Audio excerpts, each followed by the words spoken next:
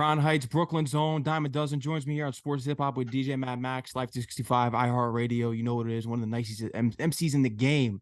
No doubt about it. He's not afraid to go bar for bar with anyone in the game. I've heard him in past interviews. He would go at it with the biggest MCs in the game, maybe from Kendrick all the way. He's not afraid to really step up to the plate here, and you can hear it in his work, man. Go check out everything because Crown Fried, he considers that the blueprint and the reasonable doubt. He's really putting on for New York and really cares about the craft of MCing, which a lot of artists don't really do anymore, and the DJs in New York really don't care about, which is a disgrace. But Dyme-A-Duzin is really carrying on for tradition here. Dyme-A-Duzin, welcome to the show, man. How's everything going? How's life? How's everything? Everything's cool, man. Thank y'all for having me.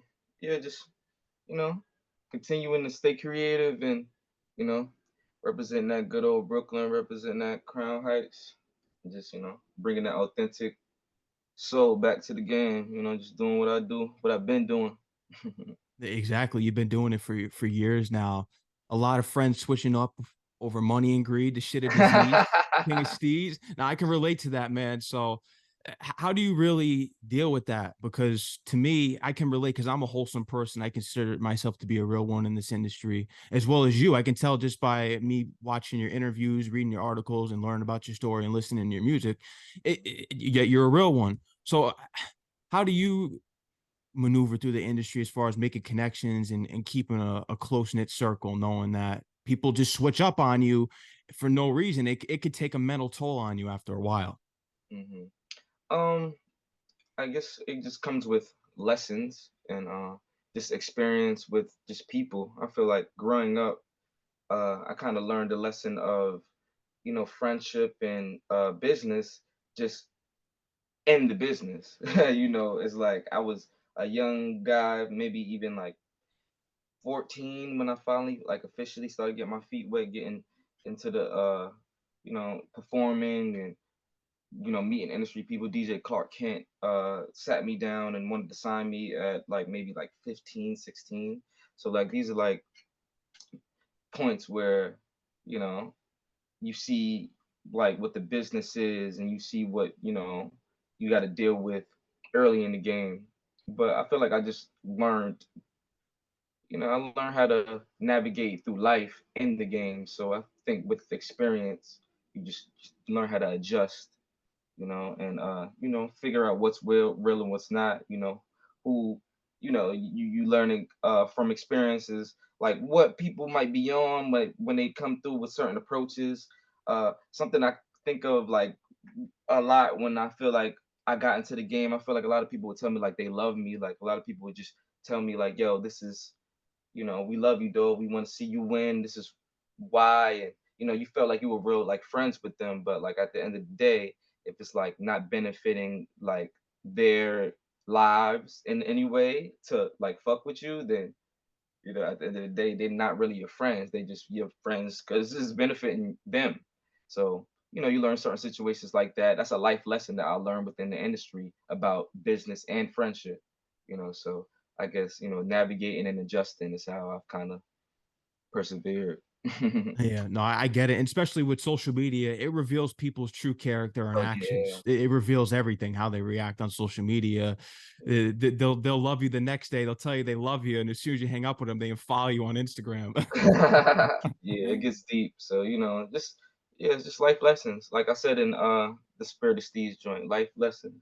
Missteps turn a one night of .5 seconds to a life sentence. Seen life lost for a light ticket. Just like, these hits, you have these experiences, you see how shit works in this world, and you adjust. Yeah. No, exactly. And you've been doing this at such a young age, 11 years old, because you started out as a gospel rapper. Your mother wanted to shelter you away from the hip hop lane. So you were in the church early on. Yeah, it's actually funny. Recently, maybe like a month ago, my mentor, Q the Prophet, he invited me to come speak to his youth at his church. He's running like a church now, but I'm That's the guy that actually, inspired you. yeah, he's like, basically sat me down, taught me how to structure raps, taught me how to, yeah, rap essentially, really, 16 bar verses, hooks. He was the first rapper I saw perform. So yeah, I became a rapper in church, and I was kind of trying to mimic and trying to be like Q the Prophet. So yeah, that's how I started. You know, seeing him and wanting to do what he did, and you know, developing my own style from there. How does your mom feel about it once you did take the hip hop lane? Uh, at first she didn't really, take it too serious. You know, of course you're starting, you're not that good at something. I guess as I continued to build, and like YouTube became like like an important tool for me to, express myself, get my vision out. And as I got it out, more people started to gravitate towards me. I started getting more fans, started, you know, downloads on tapes, on downloads of mixtapes and albums and singles. And my mom started to see those numbers. She was like, "Oh, okay, so you're a business right now. Like, let's get this together. Like, let me help you." I remember my mom assisted me on creating a showcase called the Live Life Showcase Mhm. that we threw in Brooklyn on St. Mark's and Utica, mostly in my hood of Crown Heights. It was like a showcase where I basically gave lended like the resources that I had within the music industry, and what I have gained over the years, like doing my YouTube videos, meeting like and collaborating with other people, photographers, engineers. I was just gathering those resources and doing like competition based community event called the Live Life Showcase. And like artists like Joey Badass would like perform. That was his first show. Chelsea Reject. I got Radimus, Shaw Summers. There's a lot of artists that was in New York, and even outside of New York. Shaw Summers from Virginia. He came over here, and he did the first competition and won the first competition. So it was like my mom actually helped me put those events together after she saw that I was like serious about this music thing. And, you know, to this day, she's still very supportive. That's amazing. What's been the highlight for her and what she's seen you accomplish throughout the industry, because you're also into acting, because you had to be bringing her out to some of these shows, man. So what's been the highlight for her? Oh yeah, I mean, the first time I went to Europe, I actually brought my mom. So I got to tour Europe in yeah, like 2013, 14. And yeah, I did like a European tour, London, Brussels, Belgium, uh Zurich, Switzerland, Munich, Germany. So I got to, go with my mom to a lot of these places, and she got to see me perform, and got to tour the world with my mom one time. So I could see that as like being like a highlight for her. And things like, you know, being writing Domino's commercials and stuff like that, and stuff coming on TV, and she's like, "Oh my God, your song is on TV," or like, me being on Wu-Tang. "Oh my God, I saw you on Wu-Tang. You did such a good job." So, as I continue to grow, it's dope that she could witness it, and I can make her proud. No, and you've had a long journey in this, because when we look back at Phony Ppl and you being signed with Warner, because they were the ones that discovered you and put you on that label, and I think you were Atlantic at the time too. Yeah, yeah. Phony Ppl was my band, a band like a group of guys that I had met in high school, and we formed a band. But even before I got with them, I was doing my whole Dyme-A-Duzin thing on YouTube. Maybe from 2006. Yeah, you were back in the blog era, like right around Soldier Boy. Yeah, yeah, Yeah. yeah. Like me and Soldier Boy like started making videos around the same time. I feel like he was January and maybe I was like August. So like we entered like YouTube around the same time. So yeah, man. Yeah, started off like, yeah, me doing the YouTube thing, and then yeah, Phony Ppl came later. I came to high school and I met these like talented guys, and we just got together, started doing shows together. So before I even got to Warner Brothers, I was like working with them. I had my solo career going on, and I was approached by Warner Brothers uh about my solo career. So Dante Ross is his name, the A&R. He signed Busta Rhymes, he signed ODB, Leaders in the New School, Third Base, MC Search, classic. MC Search, facts. So, that was an honor, to even, get the attention. And at the time he was managing Action Bronson. So, he was I feel like he was a very good judge of talent. So I was just like, yeah, let me rock out with these guys. And then playing Pat, Kid Cudi, Kanye West, DJ Caslow, Kid Cudi's DJ. So this is a camp that I kind of like looked up to, just like, oh my God, like good music, getting out our dreams, Dream On, like the Dreamers, like these were like before Meek Mill, these were like these were the Dreamers. So I was just like, hey, so that was like a part of my journey, like being a Phony Ppl, then getting signed as an individual on a label to those guys, with those guys, like it was a production deal, plus like I was on Warner. And then I started just, helping Phony Ppl with like, getting into like certain doors, like, I started, so it's basically like I brought Phony Ppl into the game through like my name type shit, and that's kind of how it like started with, me being like in the industry. Yeah. I do want to ask you this, because you were in the YouTube space at an early time, before this whole world star and everyone taking over and trying to get famous and chase the clout. What happened to people such as you doing it for the love of it? I mean, this is what you want to do and how you want to make a living, but you have a love for it, and you have such a deep knowledge because you know the A&Rs behind the scene and who did this and who signed who. What do you think happened for the appreciation of people wanting to actually learn the craft and love the art of hip hop and the history? What do you think happened with that with some of these newer artists? I feel like there was a shift. I feel like with internet culture, especially like early YouTube days and early blog era days, there was a lot of freedom, and um expression wasn't so censored. When you start dealing with like bigger companies and you start dealing with people that are giving out checks and the reasons they give out checks, and that's like they're making it their world, and they like setting their own standard into a world that didn't even exist before the people built it. So in the times when we were building it, it was very much community based. It was like our BET was being ran through the internet. Our MTV, they were programming it on TV, and that shit was dying in front of their faces, while this whole fucking revolution of, digital social media shit is just like growing. It's kind of like how TikTok and streaming is now to like the older people. It was like we were just growing from YouTube, and they didn't have any fucking hold over the shit. So it's like now that you got big corporations getting behind the shit, the rules change, and you got people doing it for the wrong reasons. You got people looking at shit like, oh wow, this is a quick come up for me. Not to say nobody was ever looking at it like, that's been a thing for years, but it's like now motherfuckers don't care. Like this shit is they'll do it for a quick buck, and society and the industry is like telling them it's okay. You feel me? It's not like there's no rules anymore. Like, hip hop was like something that was kind of sacred and kind of ran by the people and with integrity.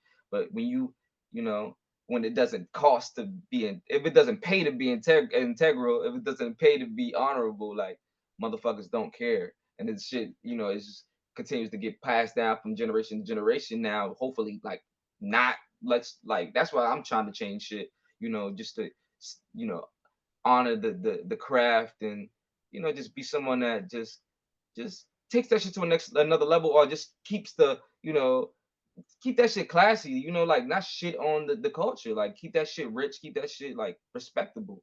I don't want the shit to be hoard the fuck out. So I feel like that's the difference right now. It was just less control. Everything goes mainstream, and the more left it goes, I feel like the underground and the streets, like it definitely, the heart of everything is from like the underground.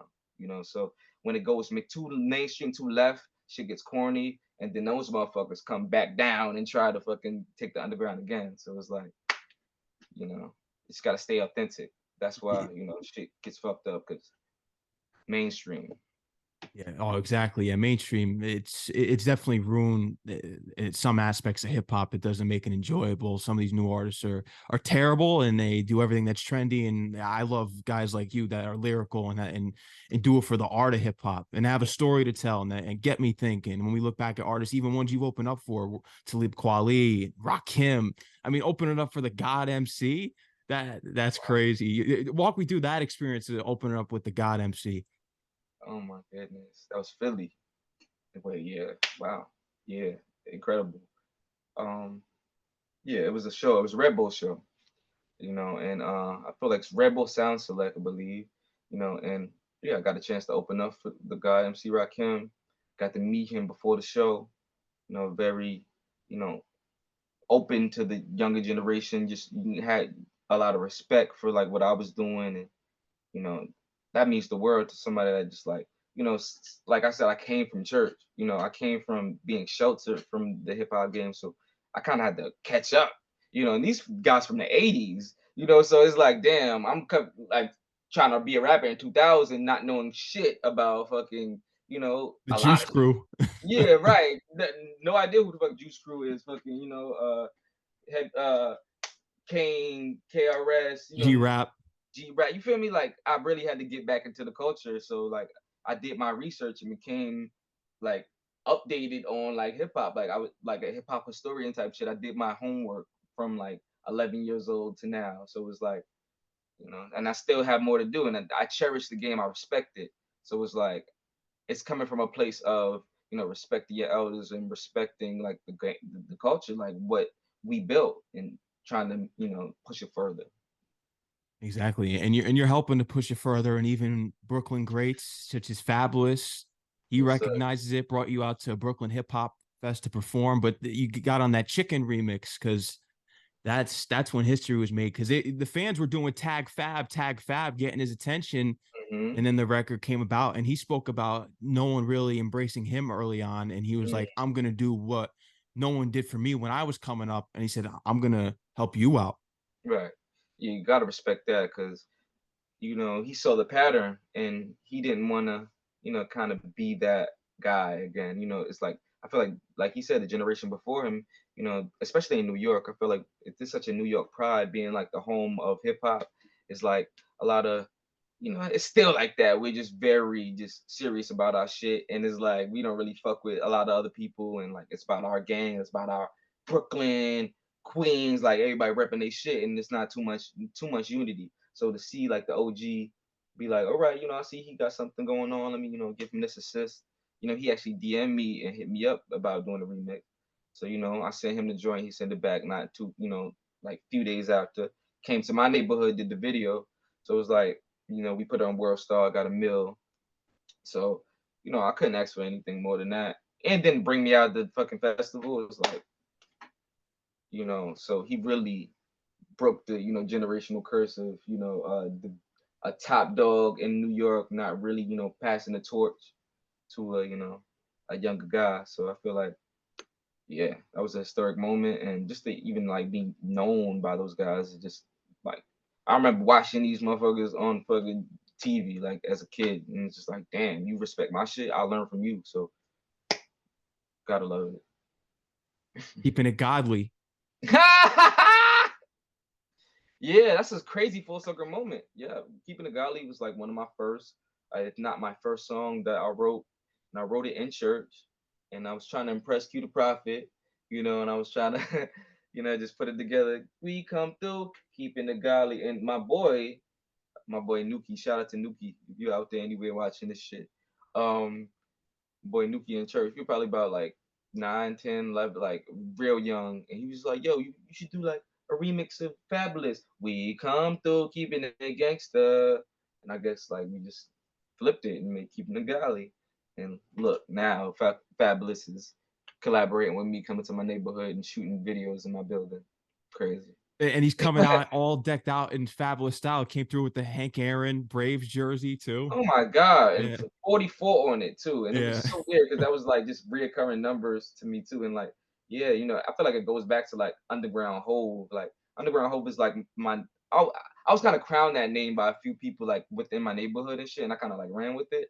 But shit keeps coming back to that for some reason. Cause like that's Crown Heights, 4-4, like 444 Jay-Z. I feel like at that moment it was just like things aligning. I feel like there was a angel numbers of like alignment, and me being from Crown Heights and DJ Clark Kent being from Crown Heights, and Reasonable Doubt being recorded in Crown Heights, it was just like, oh, this is kind of crazy. It's like I feel like the fucking Underground Hove. I feel like the new, person that's supposed to be in that spot in Brooklyn. That's supposed to be like carrying that torch for Brooklyn. That's how I feel.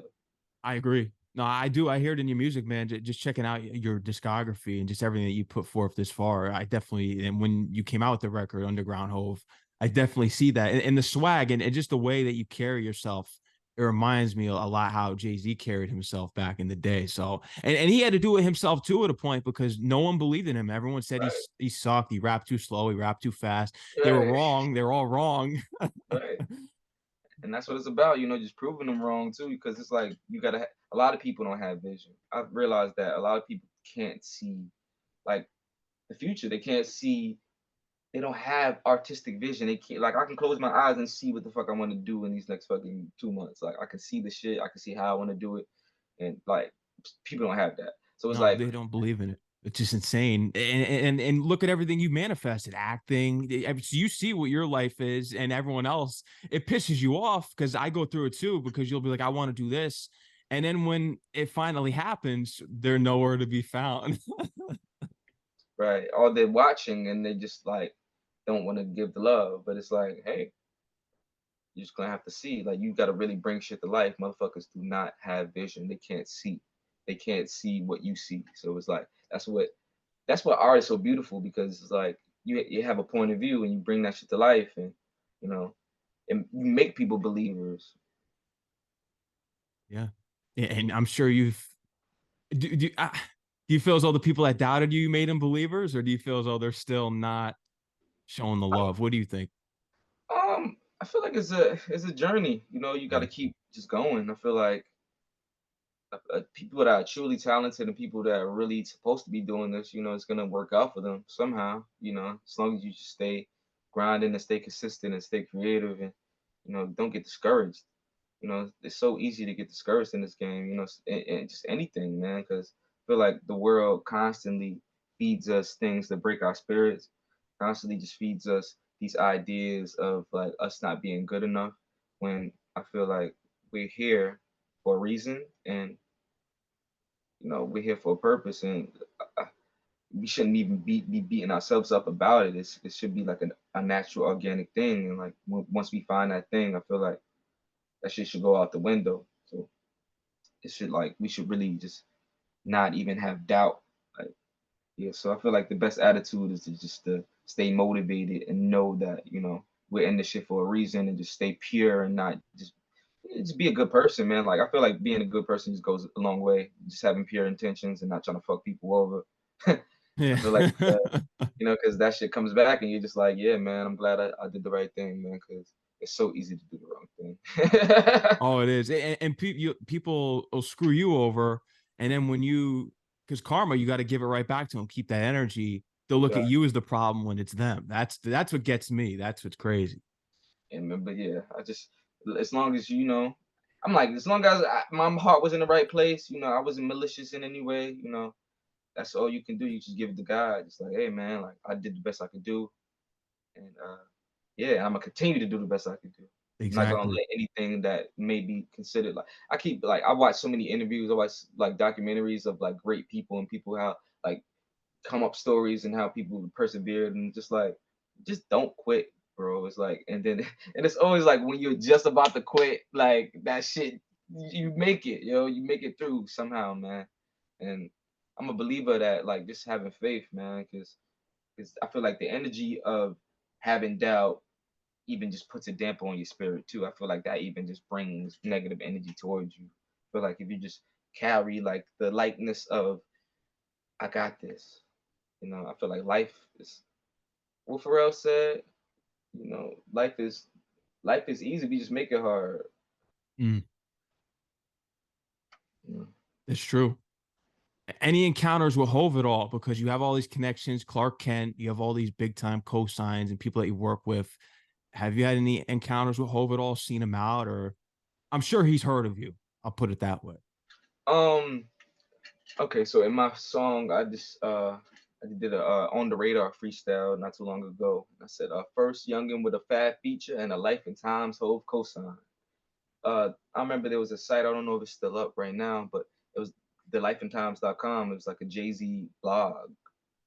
And at the time, you know, I don't know how involved Jay-Z was with like every single thing of the blog, but about like 2013, my song New Brooklyn, which was like newly released, and I had just got signed to Warner Brothers. It was like on the front page of like Life and Times. So you know, word was like that whole didn't he approved everything that was on that site. He didn't want no bullshit on the site. So maybe that was him saying, "Oh, let's do it, New Brooklyn." Oh, I like that. Yeah, throw that up there. Giving the okay on that. Hopefully, in my mind, that's what Hope said. Like, yeah, I like that. Throw that up there. You know, yeah. So that's like really my only like real encounter with like, you know, being associated with Jay-Z or like him, you know, maybe even crossing my path and knowing about my music. But I don't know personally. I never met him, but definitely one of my biggest inspirations coming out of Brooklyn for sure. It's coming. Other inspirations: Kanye West, 50 Cent, Eminem. We already talked about Fab. So yeah, all these guys have gone through their own trials and tribulations. So you can see Mhm. how the paths are aligning with even what you're going through with them. So that's probably why you relate to them most. Right. It's like history repeating itself, you know, and I've seen stories where, you know, people might have thought you were down, like, you know, 50 Cent, for example, getting shot 9 times, you know, like, being on the label that basically like wanted to drop him and, you know, basically like reigniting his career and becoming one of the biggest fucking artists 20 years later, touring, selling out arenas all over the world. You know, so it's like you could have looked at 50 Cent, oh, this guy's down bad, this guy's out of here, he's finished. And I've heard so many people say shit like that about me. So, but it's like, you know, things can change tomorrow. You feel me? Yeah. And it's like it's all about the attitude. It's all about you just being strong enough to survive. And like that's why I say like Ghetto Olympics. Damn, I've been wearing my shit the whole time.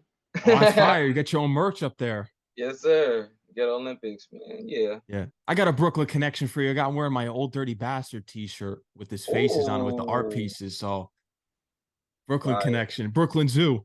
Brooklyn Zoo. And you got the Ghetto Olympics cover right here. Oh, Ghetto that's Olympics fire. painting. Like I'm very Ghetto Olympic style. Ghetto Olympics to me is just like, you know, our everyday lives and just Everyday live. struggle, like Biggie, you've described it as that, just the struggles. Yeah, man. You know, it's just about making it through because, you know, we're built for this. You know, we'll be able to make it. We'll be able to survive. We'll be able to last. Yeah. And Ghetto Olympics 2 is available on all platforms. The training out is available on Training, all. You got training that one and out two. there too. Training 1 and 2. You've been working, man. So what's gonna? Because I know you're going on tour here with Rome Mhm. Streetz. So Rome Streetz. when was the first time you got a connection with Rome Streetz? This is the first time you guys are gonna be linking up? Oh no. I've known Rome for years. You know him for years. Yeah, me and Rome have been like around like the same circles. Like I remember there's a spot called Community 54 in New York City. I remember meeting Rome for the first time back there and like having a cipher with him, like me, him, and my boy Wati Haru. That's another Brooklyn guy. He's on the low. He's like a little mysterious. Like he got some shit cooking. That's my guy. Shout out to Wati. Uh, but yeah, we were ciphering back in like 2012 and shit, man. Like you know, so that's like my buddy from like back then. We were part of like a collective, not a collective, but it was like a community called like Rap School back in the day, like maybe like a few years ago, 10 years ago. Rap School was like you know rappers in New York gathering together doing showcases. Like me and him probably had a show together like maybe like 2 years ago. He came out to like a show of mine last year. So me and Rome been tight for a minute, but we never like did any like official shows. This would be like our first time doing like a co-headliner type of situation. Yeah. Yeah, I like the theme of it too. You got the Texas Chainsaw vibe to it Hmm. with the flyer, so it's gonna be fire down there. Yeah, man. We coming through the kill shit. Yep. It's See, gonna the be a problem. underground, that's where it's really at because you see what happened with the Griselda guys. I mean, you've been doing this for years, so and as well as them, because when you look at Conway and Benny and these guys are in their late 30s, early 40s, so they've been doing it a long time. Yeah, I feel like that's definitely a lane that's been carved out and made popular like by guys like that, guys that are not necessarily like the young trendy, but it's more like they're reminiscent and nostalgic of like 90s hardcore, like 90s boom bap. You know, they got like more of that vibe, and I feel like Rome is definitely a modern version of that and an evolution of like what those guys are, you know, but they're like maybe like the older versions. and like I feel like I'm more like around Rome's age too. So it's like I feel like with like the new era, and that's a cool lane for me to touch. But I'm not just that either, you know. Like, you know, I got my singing shit. I could feel me. I do different type of records, but I do feel like this is a dope lane for me to touch, and you know, I feel like I can help expand that lane. I always say like I'm a star player, but I'm a team player. Like I feel like I could help take shit to the next level just with my presence in a collective. Like my talents could help up what we got going on. So I'm always up to like assist. I feel like even like the name Dyme-A-Duzin, like Dime, like assisting, like throwing something up, like assisting motherfuckers all the time, like throwing alley oops, like about a dozen, like you feel me? Yeah, so I feel like that's like a lane and a a comfortable space for me to like get my touring started up because this is my first solo tour as a solo artist in America. Wow, that's big. Mm-hmm. That's big. And even I've had conversations with Master Ace. Do you feel as though that the promoters around here are janky because he prefers touring overseas, like you Oh said, yeah. Europe? Do you feel like they're janky over here? I can see like definitely like an artist like Master Ace being more appreciated overseas too because like overseas like the fans over there just got a different type of They love that real hip hop. yeah, man, and I've seen it firsthand, like putting out music 2 months and then going out there and them knowing like everything already. And it's like, what the fuck? Like how? What? Yeah. It still goes in my head. It's like, what the fuck? But yeah, I could definitely see that because you know, America, I feel like we're a little spoiled, you know, but it also has to do with like places in America because I've been to some spots in America that just turn up. You know, like I've toured with Phony Ppl at like as a band, different places like you know Boston, Atlanta, and DC, and LA. All these like open up for Erica Badu in LA. You know, That was big. you feel me? Talib Kweli, Most Def in Atlantic City. So I've gotten to see like different crowds like that aren't necessarily New York, but overseas is just a whole different story. So I would agree with Master Ace, like that energy. I feel like America turn the fuck up, man. If y'all don't want motherfuckers to be talking to y'all like y'all not, you know, appreciating the music, then show y'all appreciation. Cause I know it's somebody, there's people out here like, you know, us, I'm sure like, you know, you appreciate like good music and you know, come on, you represent this hip hop shit. So it's like I look at your fucking posters in there. You got fucking Kid and Play and shit. Like Yeah. you got fucking Rakim on your shit. Fucking you know J Lo. So it's like you about the culture. So yeah, Yeah. No, I about the appreciate culture, that. man. About the culture, man. About the culture, man. About the culture, man. About Yeah. the culture, man. About the culture, man. You got the 444s, the Jay-Z's, All of them. All Magna 13. Carta, you got all of them. Yep. Magna Carta facts. You got the Reasonable Doubt one there. Yeah. What you think? That's like the darkest one. Yep. Here we go. Boop. Okay, yeah. Yeah. There we go. Yeah, I can see it's kind of. Hat. Yeah, I see it. Goes above his hat. Yeah, that there you go. There you go. Now I see it. Now I see. What's your favorite song off of Reasonable Doubt? First song that came to mind, got on Liver Regrets. I Mm. just came to my mind first. I've always appreciated 22 twos just because of Too the much collab. West Coast, you know what, licking. Nah, but yeah, man, like just a skill of that, like coming like up, because I was just very I was interested in like writing techniques and like respect. I respect like you know how he did that with the 22 twos and how like Nas did like I gave you power uh like just very like unique writing like Eminem with Stan. Like I was very much into that. I feel like those are some of like the best songs written. Period. I You know, agree. something like you take a concept, you just like rock with that for a whole verse or rock it for a whole song. So like 22 twos that like coming up like that writing style just always intrigued me. So that's probably like one of my. It's so many good songs in fucking Reasonable Doubt. Oh man, I feeling it, live, bring it on, Cashmere feeling it. Thoughts. Oh my god, catching thoughts.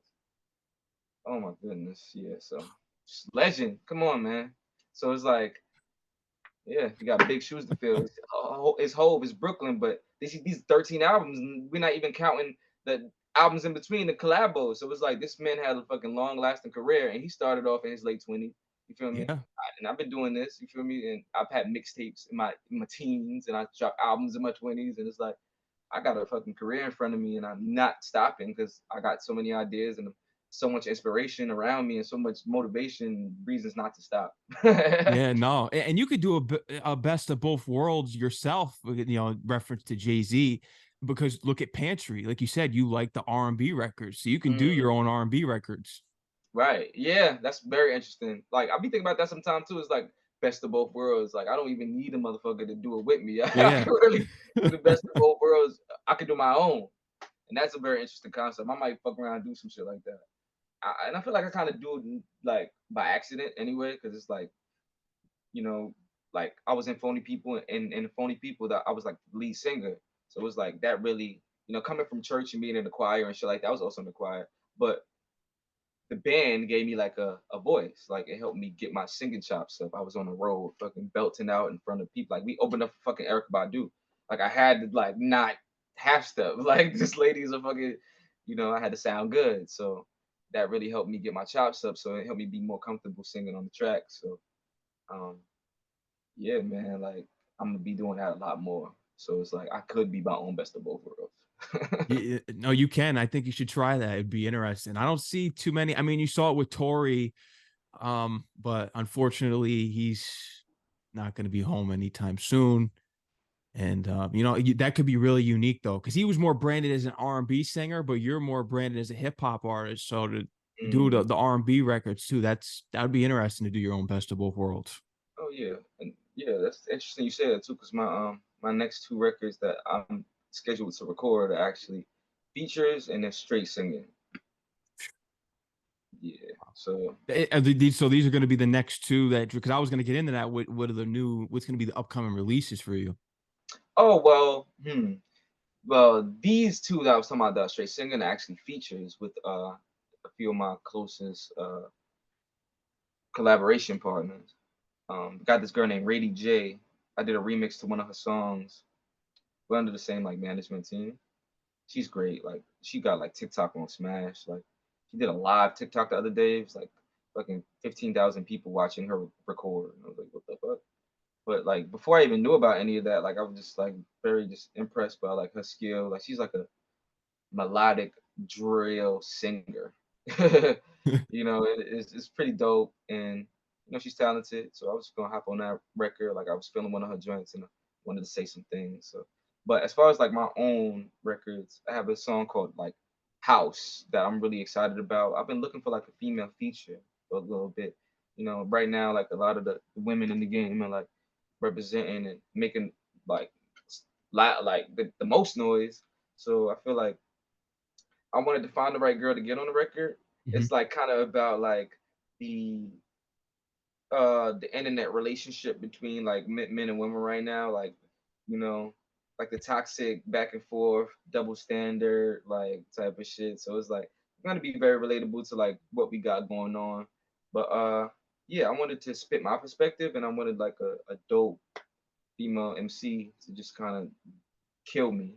Like just like wash me on the track. But yeah, so I'm gearing up to got some plans for that. I got this world domination album concept. I feel like I heard about that. The world domination inspired by you can't change the world unless you change yourself, which hmm Puff Daddy said. So right, right, yeah, man. It's a constant reminder. World domination. World domination. Some people might hear it and say, "Oh, this nigga, oh, he's trying to like, oh, take over the world type shit." Yeah, but yeah, you can't change the world. You can't do anything until like you're really right within. Like Lauren Hill said, "How you gonna win when you ain't right within?" So it's about a journey within self to, you know, self improve, to become a better person. And I feel like God doesn't give you anything that you're not ready for at the moment. So all these tests and all this training, all these things that you go through to become this better you are necessary.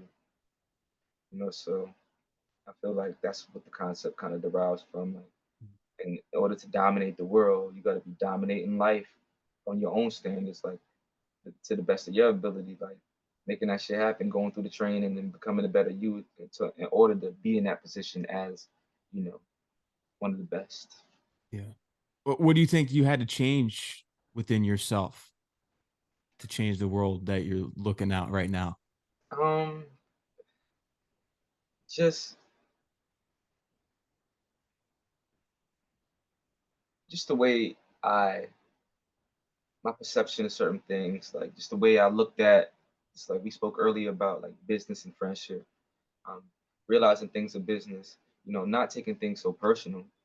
A lot of people get caught up, in the emotion of, oh, this person said they were gonna do this, or this person did this to me, I'll never forgive, I'll never. But it's like, I feel like a journey of self-improvement is forgiving them, forgiving yourself, understanding that people are human, understand that people make mistakes, understanding that you want to be treated the way you want people to treat you the way you want to be treated. Like I wouldn't do anything to you or treat you any way that I feel like was, something I wouldn't want to feel. Especially for no reason. Like I don't got no reason. Like of course, like we going at it, and I know like I can actively be like, all right, motherfucker, well, and hurt you that way. But even with that, it's like being conscious of these things, because it's like if you're doing like a wrong deed, like are you like being a fucked up person, at least know that you're doing it. So it's just about being conscious about like what the fuck you're doing, and like just becoming a better person through that. Like what makes sense to be like what's a good person to you? Like what is like, what is a good deed? Like what is like the right way to do it? Because yeah, that's kind of how I improve myself. Because it's like I said, it's so easy to just do the fuck. Like it's easy to be lazy and not do the work, not do the spiritual work, not fucking be a good person. But if you just training and trying to become better, I feel like that's the way to go. Yeah, no, it is. And Gods of the City, Shady Yes. Records says it was curtains for you. I meet the Mm, A&R personally. yeah. Tell me about the reference here. Dig into this bar here. There was I was working with a manager at the time. Shout out my guy GY. GY is like he's a comedian right now. He's like a real dope comedian making his rounds in New York doing acting gigs and shit. Grant Yanni. We were working together, and I guess he had met a guy like from Shady Records, and you know, we were kind of like working on the hush a little bit, so he was just like passing my name around like within like conversation, like, oh yeah, yo, you know about Dyme-A-Duzin? Oh, you work for Shady Records, you know about Dyme-A-Duzin? And I guess the guy shall remain nameless because honestly, I don't know the guy like that, and I don't want to say his name wrong either. But regardless, this is just like it is what it is. The motherfucker was connected to Shady Records, and he was just basically like, "Oh no, it's over for him." Da da da da. And this is like before like the Fab shit or anything. Like, Oh, this was way early on. Okay, I was about yeah, to say was if this was recent. I was like, why are they? nah. They were saying it early, like you feel me, before any of that, like before my locks were even grown out. Like they were on some shit like counting me out heavy. And then like yeah, like my manager at the time was just trying to figure out like why are you saying that? Like why you feel that way? And he's just like, yeah, man, it's over. Like on some shit like that makes me feel like behind the scenes in the industry, there's a certain type of talk that was trying to be pushed around that time. And I didn't know what it was personally, but all credits to the most high. Yeah. Hit the devil with a clothesline. That was the line after that, boy, because nothing like that could stop me. What the fuck? Like, I don't know who you are. I don't know. And it's like, yeah, we gonna make it. Now it's funny because now I'm about to be on tour with Griselda. West Side Gun was connected with Shady. Exactly. We saw how that fell through. So obviously, they probably thought, "Oh, it's over for you too, pal." And this, Right. But it was old from West Side of Conway too, right? yeah. Yeah, right. Oh, these clowns, man! I'm telling you. Like, who the fuck are you? Yeah, these guys, they have no idea what the real hip hop really is. They really don't. They just pay attention to what's going on TikTok and what And those numbers are manipulated. They're not real. You see all this trendy stuff. We don't know what's real. It's not the same as it used to be in the 90s where Right. you had to actually have a buzz, or TRL was putting on artists back in the early 2000s. It's not like that anymore. Now it's you can fake it till you make it. More than ever. Yeah. Oh man, but I want to get into your acting because you've done a lot of acting work. I did want to touch on the actors and writers strike with you, but I do want to get into Wu-Tang and American Saga on Hulu. They had you audition a few times because originally they were having you thought you'd be playing Raekwon, so they were having you audition as a rapper and as him. So talk to me about that experience being on set with these guys, especially with Dave East, and because you were in episode 6. Yep. Yeah, I got to chill with Dave East a lot. We were in a cipher together too. Yeah. So yeah, at first, yeah, I had the audition. I had been doing a lot of auditions at that point, just for different things. Power. I remember I auditioned for You Euphoria. auditioned for a RZA movie years ago and Yeah, you that didn't was get bad it, though. right? That was Yeah. bad. Oh my god. Oh, can we get to that first? Oh my god. Fucking I auditioned for the RZA movie. It was like with Azealia Banks. The shit that fucking Azealia Banks got popped on by Russell Crowe about. Russell Oh, Crowe. okay. Yeah, remember that shit? Yeah, I do remember that. I was supposed to be in there. I was auditioned for that.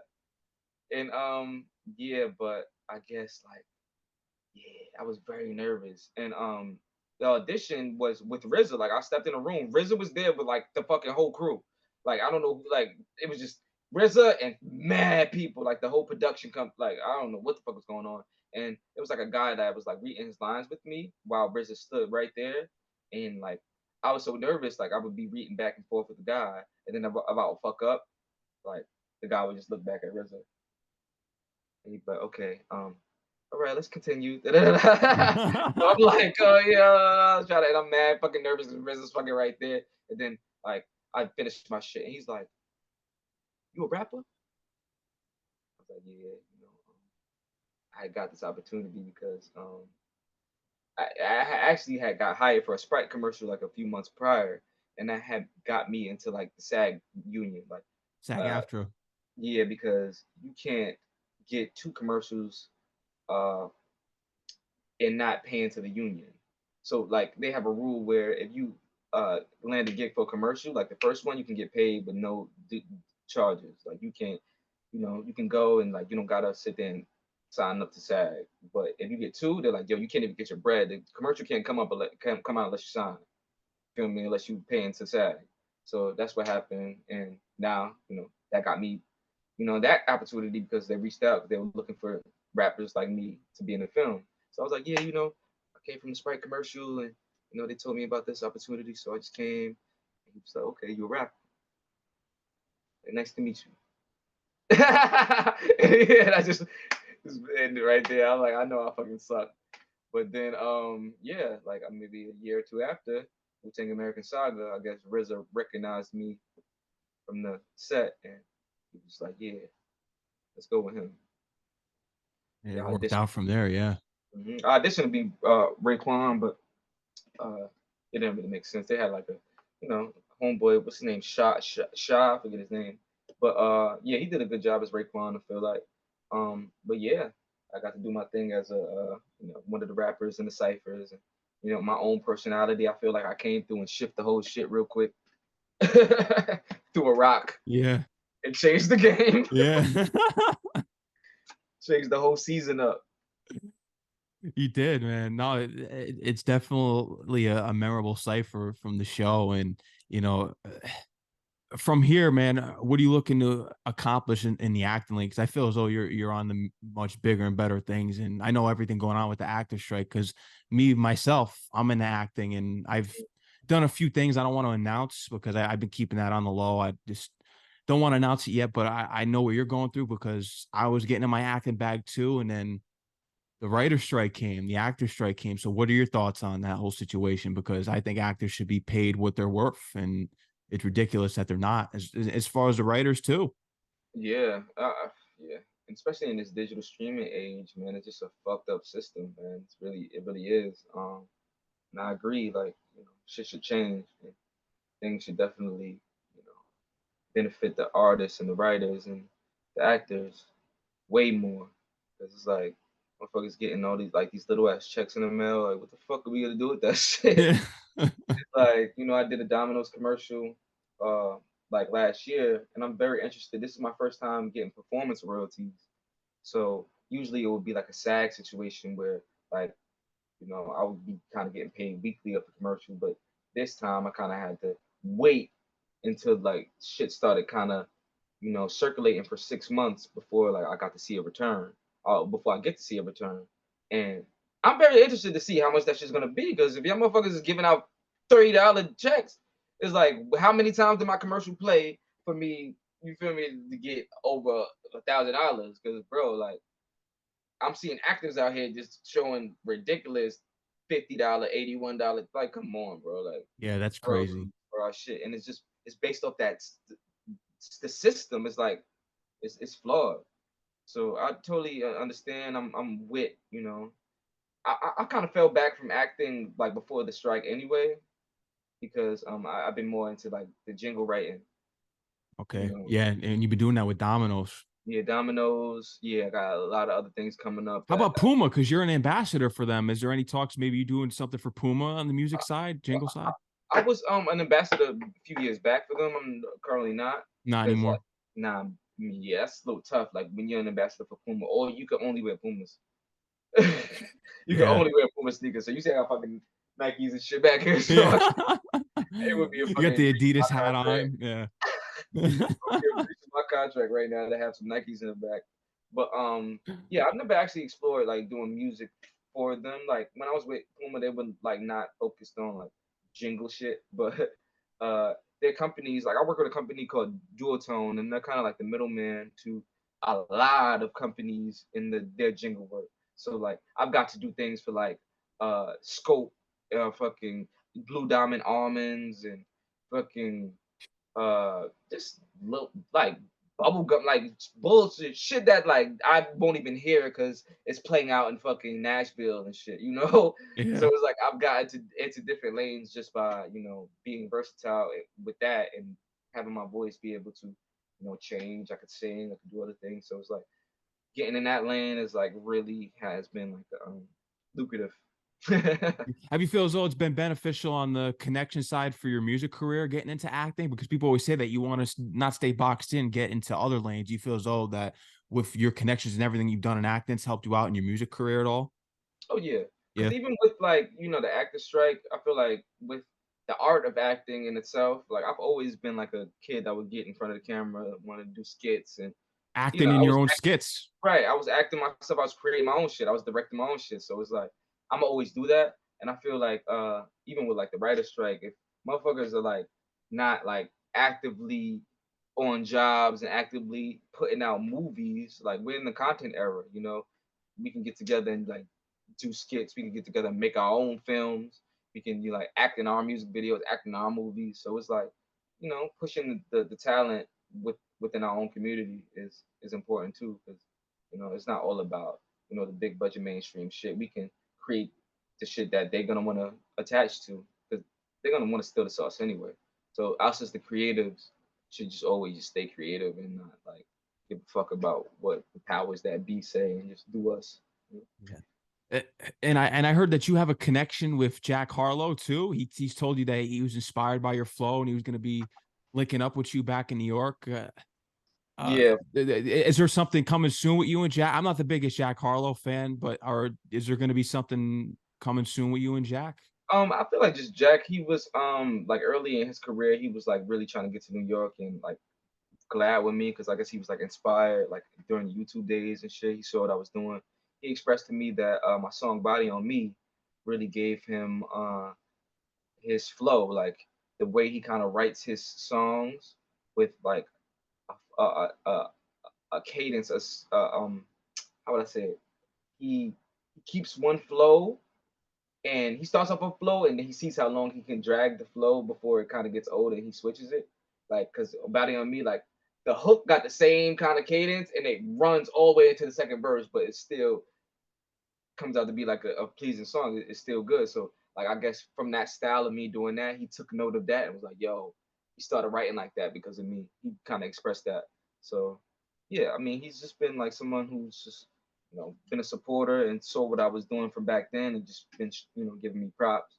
I haven't spoken to him lately, but I got his number and shit. But at the same time, he's a big artist now, So it's like I'm sure, like as I continue to grow, we'll cross paths again. I remember, like when I saw him and I met him, it was just like man love, like yo, brother, man, like yo, on some shit, like finally meeting you on some shit, like yo, my nigga, not my nigga, but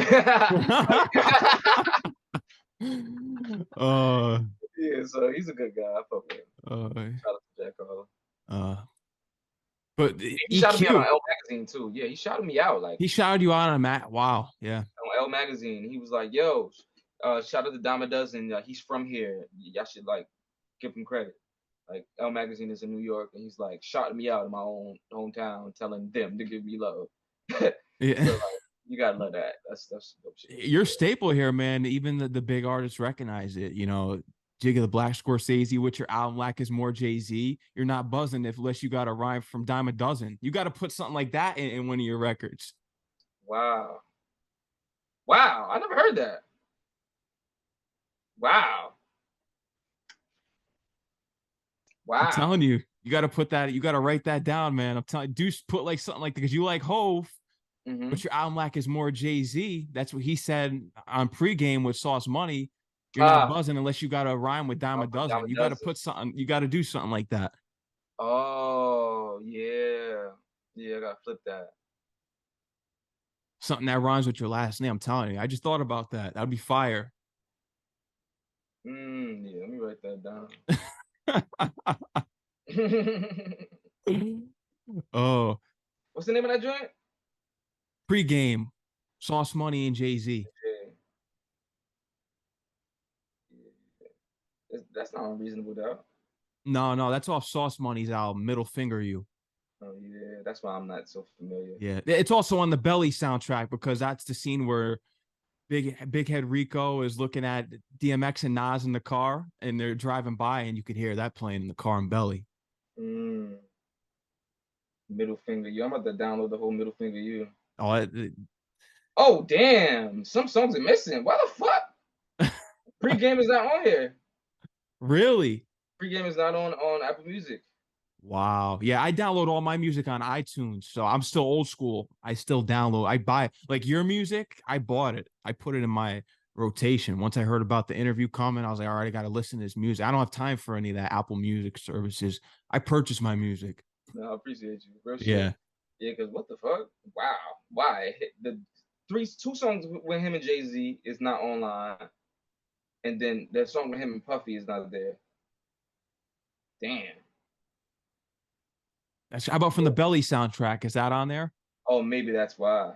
Yeah, because I know there's a separate one there's one on Sauce Money's album, and then the same songs on that Belly soundtrack.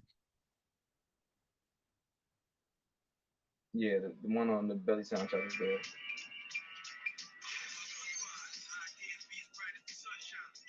Rap game with just one line.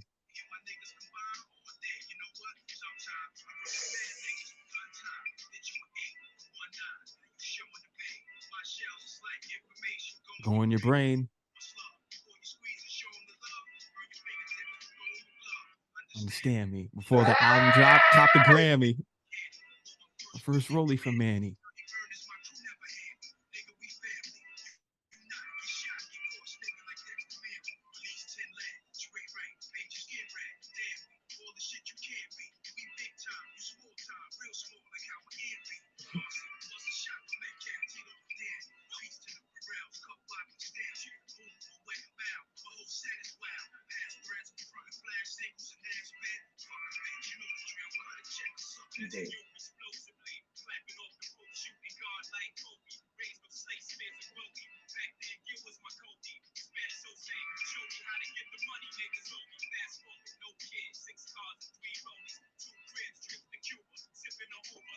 Wrapped in the stupor. Ruga.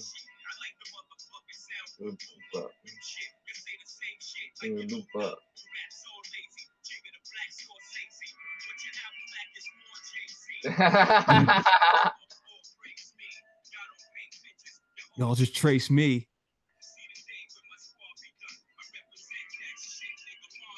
Oh my God, man.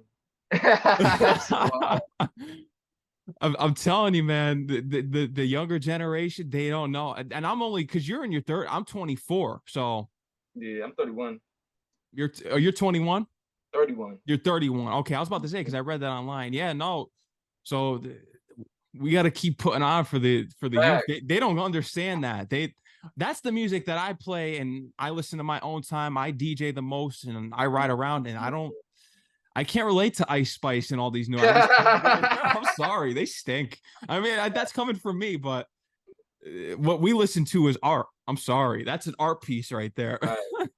Yeah, the feelings that's given right there is just You can feel it just like in your. You could just feel, it just resonates with you. You just feel it, just vibe with it. yeah, like that feeling. I live for that. You feel me? Like yeah, man. Like some real. Ugh. It's like it's not. You can't even express it. It's like yo, good shit, good hip hop, like quality.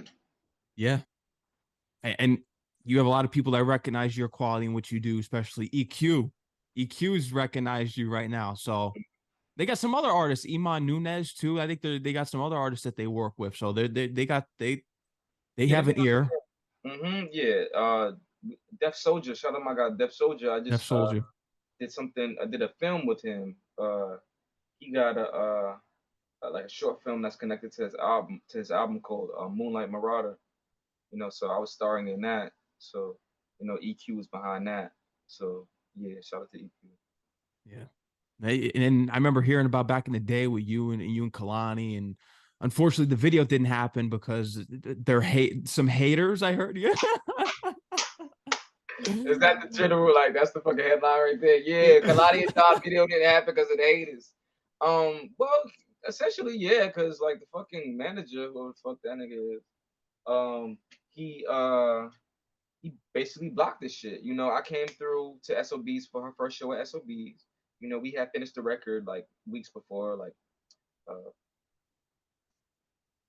yeah, we finished the records weeks before. I came to her show, and when I saw her, she was like, "Yo, when you ready to do this video? Like, let me know when you're ready." And she was ready. But when I ended up like reaching out to her management, like, "Yo, hey, we just trying to see like when you know, y'all guys would be available to shoot," and they were like, well, she's kind of busy right now, so maybe we should look into doing like something in the future. But it's like that song is still fucking 4 million plays deep now. It's like and still like one of my top songs. It's like it's timeless, bro. It's like the fuck you talking about the future? It's like yeah, we should have did this shit back then.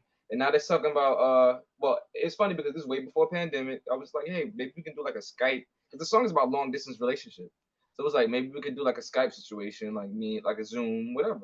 And they were like, oh no, well, if we were gonna have her do the video, then you know we would definitely want her to be there, but you know, she's gonna be busy, so let's do something else in the future. It just was like so shady and weird.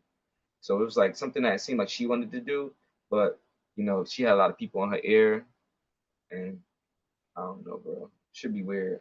Like that's another like life lesson. Like you know, somebody that you kind of thought was cool and that would kind of push through for you to help shit happen. Just kind of just like you know, get letting the business is getting in between that. Yeah, getting in between the friendship, the relationship that you have. Yeah, Oh, but just yeah, in between, not the even working. Yeah, yeah, just like yeah, just the us being cool and just having yeah a work relationship because all that could be one. I feel like, but the business is separate.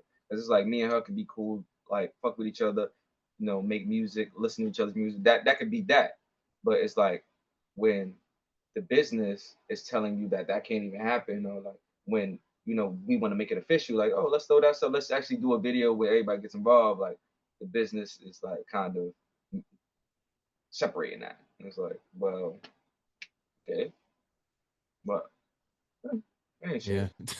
Yeah, Gatekeepers. that's really it. And it's like, hey man, I know it's cool motherfuckers. It's cool people out here that like Jack Harlow. Like Jack Harlow went out his way to, you know, show that love, didn't have to, you know, Fab went out his way. It's people that are fucking huge artists that are down to earth. It was like I don't got to be dealing with no type of weird diva Industry acting games, yeah. from nobody. So it's like I connect with the genuine people, and I'm gonna always connect with them. And I'm gonna remember the fake shit. That's it. Yeah, I'm the same way. The fake, I can't relate to that. I got to get away from people that are on that type of time. I have no time for it. Yeah, you got to get away from that because you're a real person. That'll bring you down. I'll bring your spirit down too. Got to get a Right. You know, distance yourself.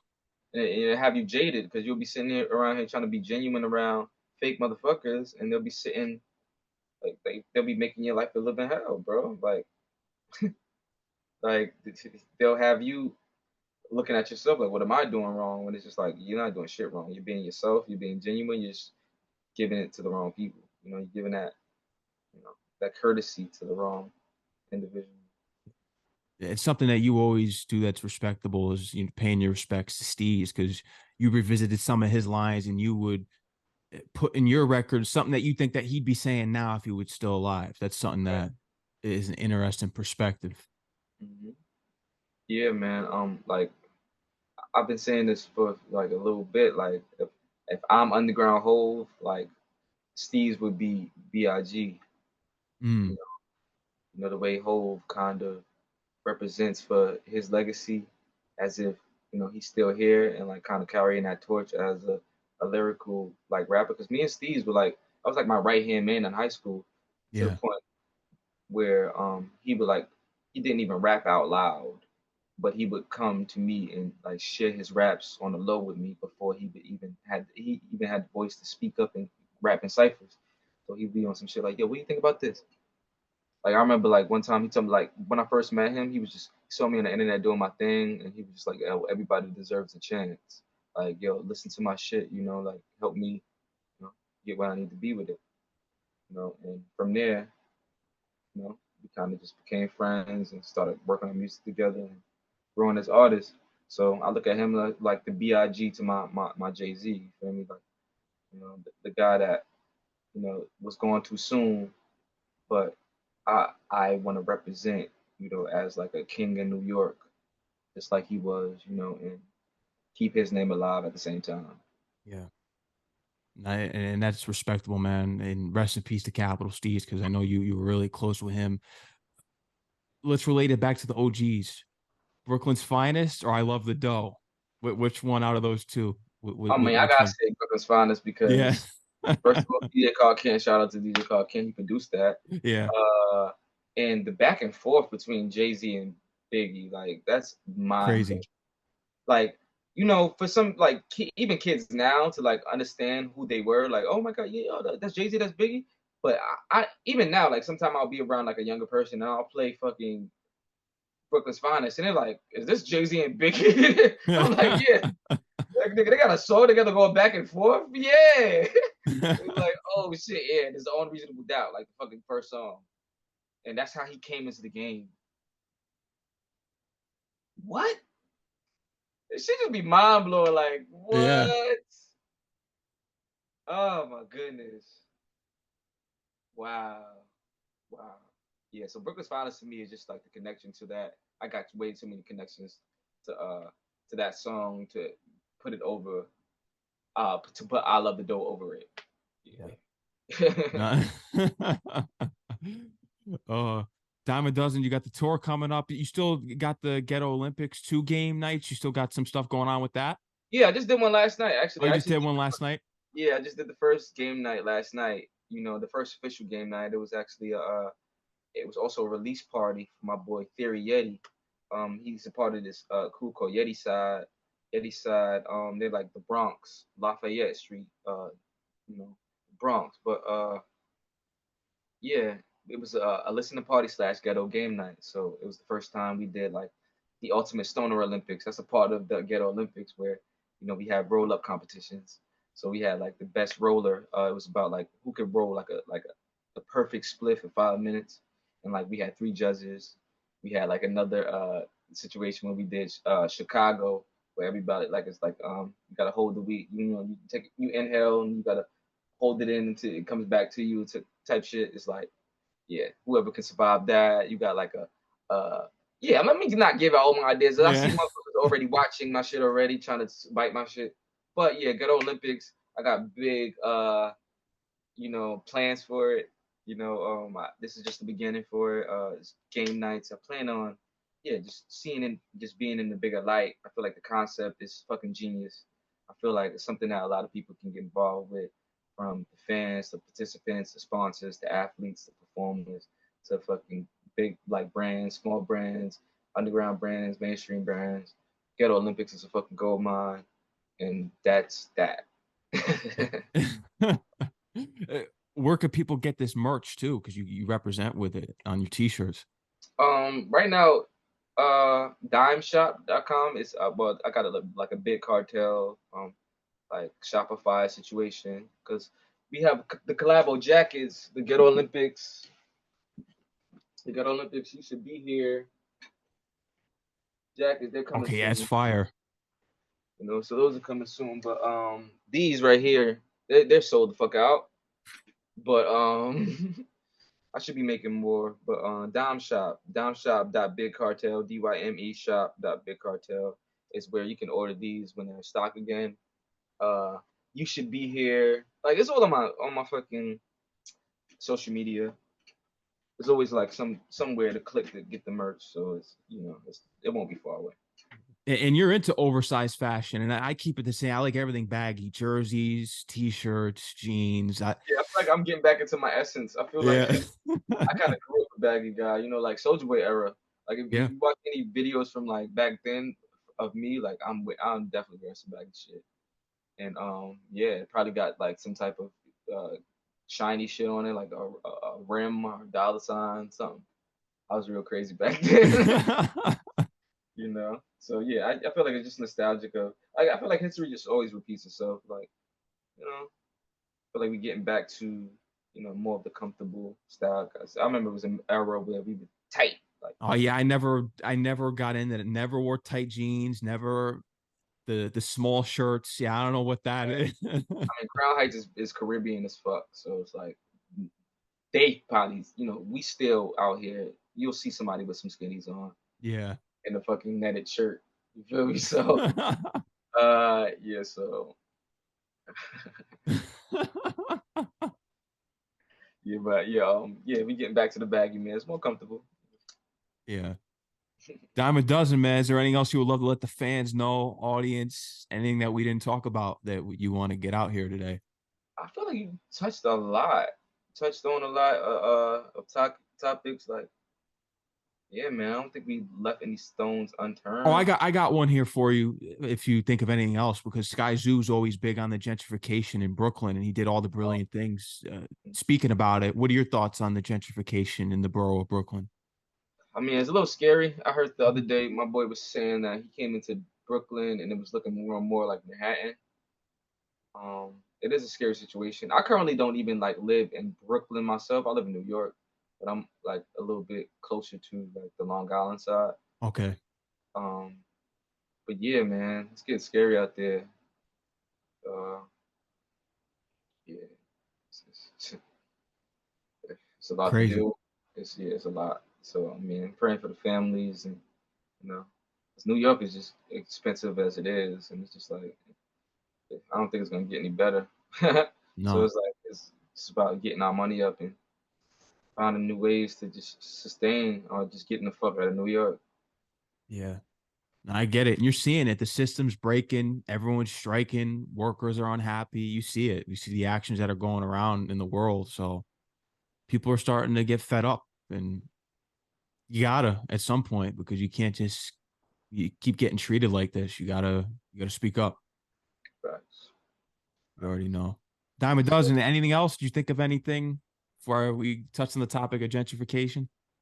Yeah, that just fucked me up. That's getting me depressed. Oh man, I didn't mean to do that. It brought your mood down. But yeah, man. Shout out to Chris Lighty. Rest in peace, Chris Lighty. I don't know if a lot of people know that that was my manager before he passed away. Um, Wow. Yeah. Rest in peace. Rest in peace. I feel like he's a big part of my story because I feel like with him I could have done so much. He was like 50 Cent's manager. LL Cool J, Missy Elliott, Fat Joe. Just having those Busta Rhymes, just having those connections. I feel like but it made such a difference. And I feel like he affected a lot of lives in the game, you know, and like that are here now, you know. So rest in peace, Chris Lighty. Uh, yeah, man, I don't feel like a lot of people like know that. Like they don't know my connection with Chris. I feel like yeah, if they knew, like yeah, I feel like Busta Rhymes, I met him a few times through Chris Lighty. And I remember one time telling Busta like, yo, I feel like God led me to tell you that